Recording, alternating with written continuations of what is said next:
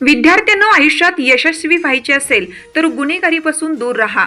Police निरीक्षक सुधीर वाघ यांचे Cambridge कनिष्ठ महाविद्यालयातील विद्यार्थ्यांना मार्गदर्शन.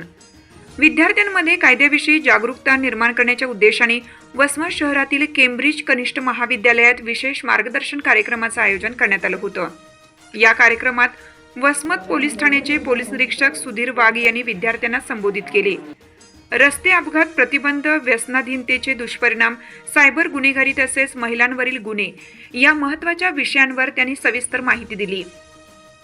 बोलताना पी.आय. वाघ म्हणाले, आयुष्यात यशस्वी व्हायचे असेल तर वाहतुकीचे नियम पाळणे गरजेचे आहे. व्यसनांमुळे शारीरिक, मानसिक आणि सामाजिक नुकसान होते. वाढत्या सायबर गुन्ह्यांपासून बचावासाठी अनोळखी व्यक्तींना वैयक्तिक माहिती देऊ नका आणि संशयास्पद प्रकार दिसल्यास त्वरित पोलिसांशी संपर्क साधा. महिलांच्या सुरक्षा विषयावर बोलताना त्यांनी सांगितलं की महिलांवरील 98% गुन्हे ओळखीच्या व्यक्तींकडूनच होतात. त्यामुळे मुलींनी कोणत्याही प्रलोभनांना बळी न पडता नाही म्हणायला शिकले पाहिजे. सोशल मीडियाचा वापर जबाबदारीने करावा.